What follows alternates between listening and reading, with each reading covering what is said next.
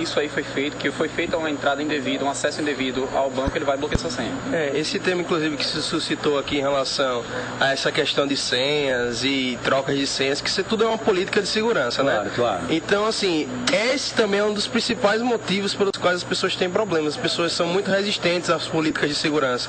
A pessoa não entende que aquela senha, aquela informação, ela tem valor, demais, né? e aquilo ali qualquer pessoa pode obter. Por exemplo, não é difícil a gente fazer uma consultoria na empresa, chegar lá nos monitores, tem aqueles post-its com a senha da pessoa escrita, entendeu? A pessoa pegar o cartão de crédito e escrever a senha atrás. É bem comum isso. É verdade. Aí a pessoa depois sofreu uma fraude, mas você deu causa, claro, de uma certa forma. Com certeza. Bom, como é que vocês estão trabalhando agora no assunto computação forense? Veja só, nós, não especificamente, a gente faz trabalhos geralmente avulsos. A gente não tem uma empresa que faça esse trabalho. A pergunta não foi para empresa ou não empresa. Assim, que tipo de trabalho começa a ser feito então com vocês? Sim. Existem as consultorias das empresas que são preventivas, como por exemplo a implementação de políticas de segurança. A gente vai até a empresa, verifica todas as instalações, como é que se procede agora das informações, quem tem acesso àquela informação. E também existe a questão de prevenção dita na parte tecnológica, que nós vamos configurar as máquinas, os servidores, para que eles não tenham problemas. E também tem a parte de cursos, né? Cursos e palestras, que nós já fizemos vários ano passado sobre o tema. Isso é muito bom, né? Interessante, alguns eventos, para que a gente possa difundir cada vez mais essa política, essa ideia da segurança, que as pessoas têm que se conscientizar que a segurança não vai ser um tema futuro, ela já é um tema atual, que tem que ser todo mundo, desde a pessoa que não tem uma empresa pequena, ou até seu próprio computador, seu celular, até a pessoa que tem uma empresa, uma mega corporação, tem que se preocupar com a segurança. Porque a informação, como eu disse aqui, é ouro, né? Muito bem. Agora eu vou descer. Vou para um nível bem mais baixo, tá? Tem coisa mais insuportável para o leigo. Se ele pegar o computador dele, o notebook dele, tá lento. No dia seguinte ele tá bom, mas ele tá lento. E não é a internet. A internet ele mede e a internet está lá em cima. Que tipo de problema é esse, por exemplo? Bom, o que pode estar causando isso aí podem ser os vírus, podem ser os programas, porque é o seguinte, o computador ele depende muito da memória RAM. E o que é a memória RAM? Tudo que você está fazendo no computador, ele vai para a memória RAM e escreve no disco. Certo? Então, se você abrir vamos supor, o Internet Explorer. Certo. Você abriu o Internet Explorer, seu computador está rodando na memória. Certo? Você fechou o Internet Explorer, ele vai alocar aquela memória para outro programa. Então, você tem vários programas abertos, seu computador vai ficar lento. Só que o que acontece? Você ligou o seu computador, ele já está lento. Então já tem alguma coisa errada. Até ligar, ele já está lento. Então já tem alguma coisa errada. Você pode estar infectado. Aquelas barras de tudo quanto é coisa que você imaginar está instalada no seu computador. Porque existem os programas que são chamados de spyware, né? Que são verdadeiros espiões, que eles não infectam o seu computador no sentido de destruir dados, essas coisas. Eles, ao contrário, eles coletam dados. Eles verificam suas tendências de acesso a sites, tudo, para depois exibir aquela propaganda. E quantas vezes você já não entrou no site de viagens para fazer uma cotação para viajar para qualquer local? Dias depois você entra em outro site que não tem nada a ver, o site de notícia tá lá, viagem para determinado local, aquela mesma pesquisa que você fez, aquela coleta de informações, ela foi feita ou por o próprio site ou por algum programa que estava espionando a sua tendência de acesso. Aí isso aí vai criando coisas dentro do computador. Eu tenho usado, por exemplo, ultimamente, um programa chamado Clean, não é isso? Sim.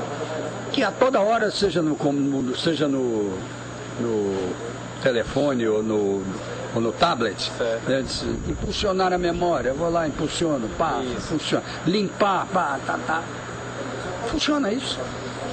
Em tese funciona. Funciona, até no computador ele funciona também, porque é o seguinte, quando você está utilizando o computador, que você fecha o programa, ele imediatamente não libera a memória. Ele vai liberando a memória aos poucos que você vai abrindo outros programas. Certo. Então, quando você clica no botãozinho, vamos supor, do seu tablet, que você coloca para limpar a memória, aí sim você está com a memória livre instantaneamente. Então você pode abrir programas com mais facilidade, com mais velocidade. Então isso é bom, facilita. Ao mesmo tempo ele detecta se há alguma coisa. Só que em geral tem um asterisco bem grande aí nisso aí. Alguns desses programas que se dizem programas de melhora de desempenho, processos de tudo isso, eles são usados pelo contrário. Eles dizem para você que estão projetando seu computador, mas na verdade eles estão atuando, como eu falei antes, como softwares espiões. Exatamente. E vão acabando usando todo o processamento do seu computador. E para vender o programa deles. Muitas não vezes. É o caso do Clean. Muitas vezes. Existe um negócio chamado sequestro de informação. Sequestro de informação é o seguinte: você chegou dentro de um site, aí você baixou o programinha do cara e executou. Sem querer, obviamente. Ele vai e bloqueia o seu computador. E ele pede uma senha para desbloqueio. Essa senha ela só pode ser liberada mediante um depósito bancário na conta do sequestrador. Certo. Então, o que está hoje, uma das maiores tendências de fraudes estão no sequestro de informação. Informação é a coisa mais valiosa, como você comentado. Com certeza. Por isso é que eu fiz aquela pergunta da computação forense, até que ponto essas informações podem ser roubadas. As informações de processo. Porque elas são digitalizadas e aí? Elas podem ser E modificadas. os servidores, e por aí. Podem ser modificados. E uma palavra modifica uma sentença futura. Verdade. E falando sobre segurança, uma coisa que está muito em voga hoje, que é a famosa internet sem fio, que todo lugar você vai, inclusive aqui na bodega tem. Muitas vezes você está utilizando essas redes sem fio, elas não são configuradas de forma correta. Isso possibilita que uma pessoa mal intencionada acabe coletando informações suas, entendeu?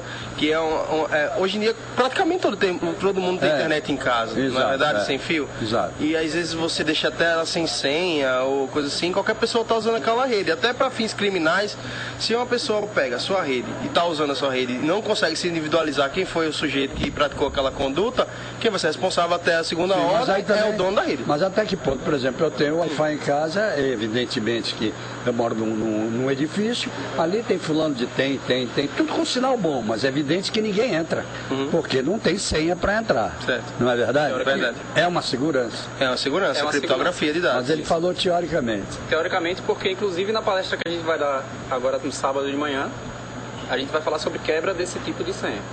Que quebram. Quebras. É possível. É possível quebrar. É possível, na verdade, né? Só que... Agora, e quando você pega o seu telefone, que é o meu caso aqui, por exemplo, com a TIM, que eu tenho o roteador dele, do telefone, até que ponto o perigo disso? Não, aí a chance cai muito, porque... A chance cai ao contrário, muito, né? porque acontece, você está utilizando a rede da operadora para fazer a conexão. Então você teria que estar interceptando os dados na operadora. Então a chance disso acontecer é difícil.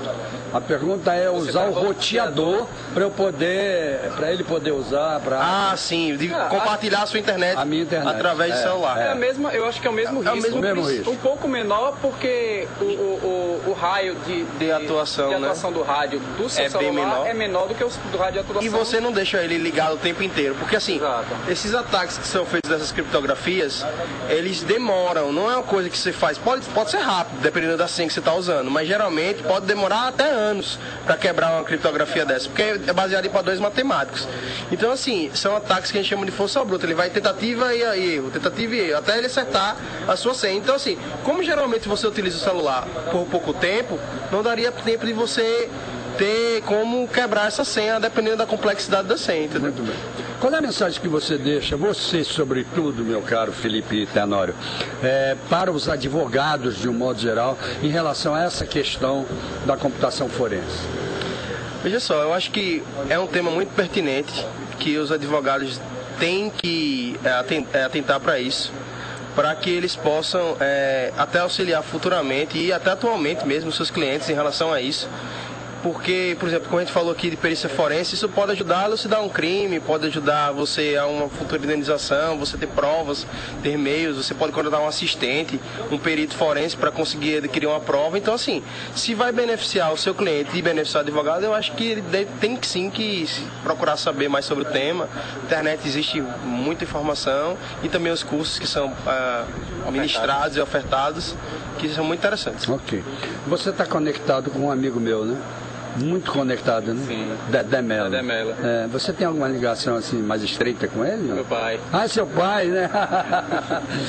Isso foi para mandar para você, Dedé, um grande abraço, viu?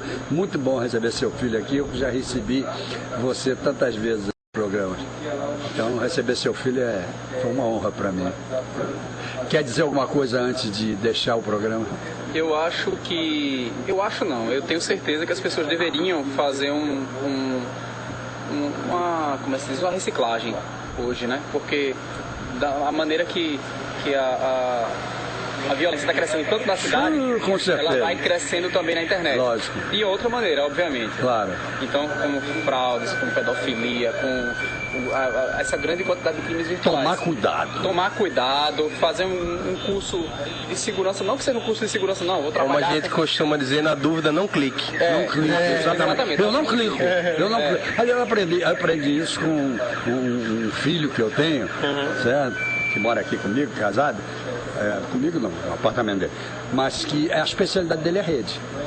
E ele diz sempre: meu pai, não clique em nada. Não conhece, não clique. Aí quando eu tenho alguma dúvida assim, muito maior em relação àquilo, eu ligo para ele. Escuta, eu recebi um negócio assim. Não clique. Pronto, acabou a brincadeira. É você fazer você utilizar o mínimo de segurança. Se você utilizar o mínimo de segurança, você já está 50% mais seguro. Que bom. Obrigado por ter vindo nesse programa. A gente que agradece a oportunidade, também fica à disposição. Mas eu queria saber se você também quer dizer alguma coisa no final. Eu queria agradecer a oportunidade, né, de estar aqui no seu programa. Dizer que a gente está sempre à disposição e a outra coisa que eu queria dizer é a mesma coisa praticamente do Arthur. As pessoas se informem, elas leiam. Hoje em dia você tem muito material, muitos cursos. Então sempre é bom estar atualizado e quando segurança, você tem segurança para sua casa, para o seu carro, porque não tem segurança para sua vida e porque não tem para o seu computador, né? Ok. Então é importante. Muito obrigado. Obrigado por vocês terem estado aqui. Obrigado a vocês que estiveram conosco até agora. Até amanhã, se Deus quiser, com o melhor dos meus cliques. É que ele mandou dizer que quer. Aí os nossos encontros ficam sempre marcados. Valeu, gente.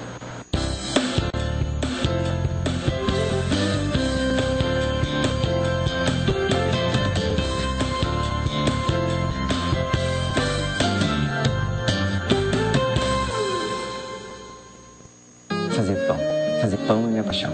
Há muito tempo queria ter o meu próprio negócio, porque você